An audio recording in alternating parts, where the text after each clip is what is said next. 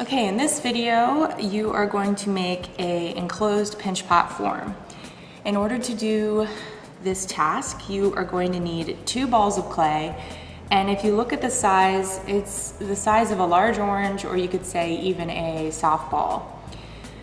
It's really important that you try to get the 2 balls of clay equal or close to equal in size, and that's really because what we're going to be doing is connecting the 2 forms together. All right, so I'm gonna just set one off to the side. I have a board over here that I'm gonna put my piece when I'm finished. I'm gonna set the one off to the side and get started on the first part. Just like before in the first video that you watched, you're gonna make a simple pinch pot form. Now, once again, it looks like I'm gonna need to do at least a little bit of work to get this rounded.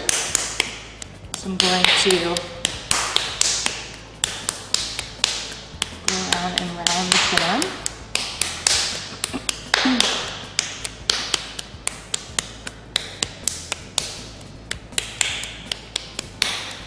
Pretty good. Before I do the next step.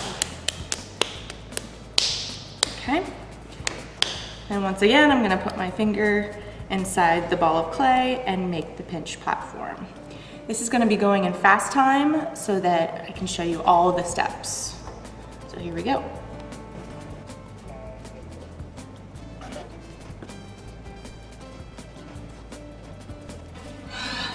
Okay, there's 1. Now let's do number 2. I'll set this off to the side. And the same process once again.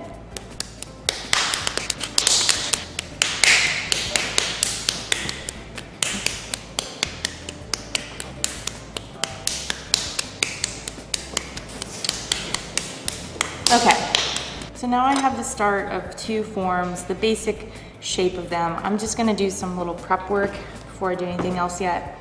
Flatten the top like before. Okay, going in and just checking the bottom.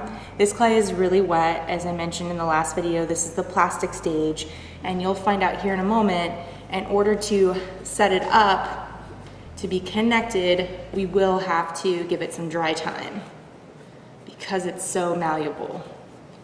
All right, let's just go ahead and check how close I was. That's pretty good. Okay, so before I actually connect the forms, we will dry them, but let's go ahead and just clean them up a little bit more, making sure that they have a flat top where they're going to actually connect, and then making sure that the base isn't too thick. So we're still sticking to that guideline of 1/4 of an inch to 1/2 inch in thickness for our pieces, okay? If for some reason when you're doing this, one gets really wonky and big and doesn't fit on top of the other, just roll it up and wedge it and do it again. This is really good practice to have to kind of really understand how the pinch pot form works, and it takes practice.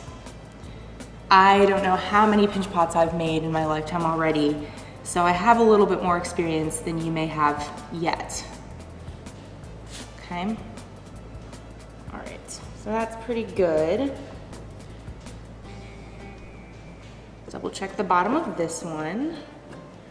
Just making sure, and it's natural that the bottom's gonna cave in or sink a little bit because of the weight of the clay.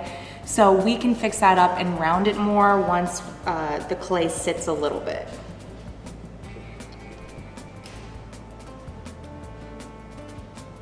Okay, so go ahead and pause the video and do this now so that you're at the same step in the process.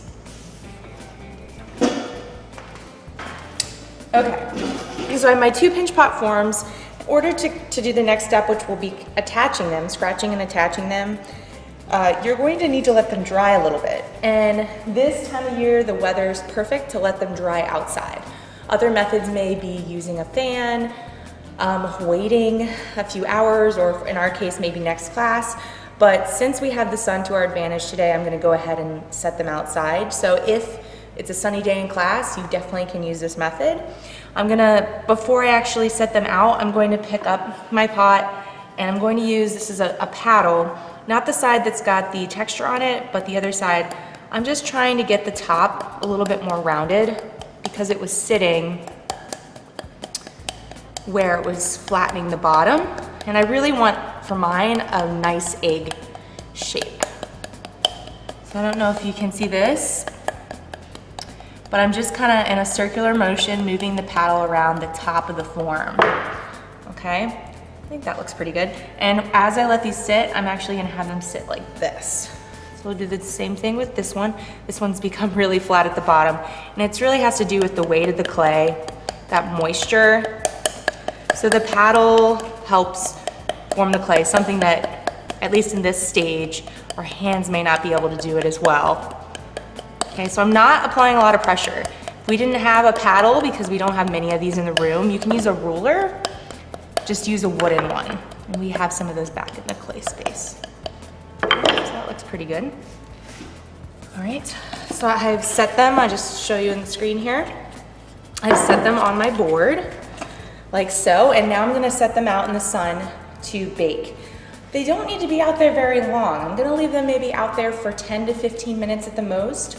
While I'm doing this, or while these are sitting out, some things you can do, okay? Maybe if your canvas has gotten messy at all, clean that up or grab a new one. And you're gonna need some tools for the next step. Most importantly, you're gonna need some form of a wooden tool to smooth the piece. Okay, so I have 3 different ones. You really don't want anything with a lot of texture or indentations in it.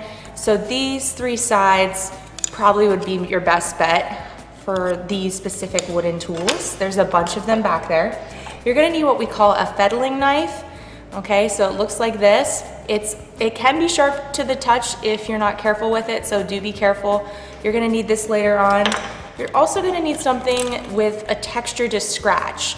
You could use a fork. We have forks back there. This is a special tool that adds a lot of texture I'm gonna use, and a bamboo skewer. The last thing you're going to need is a rib tool and something with a smooth side. I'm not gonna use the texture sides. You need something to compress the clay and make it stronger when we connect it. So I'm gonna be using this side of the rib.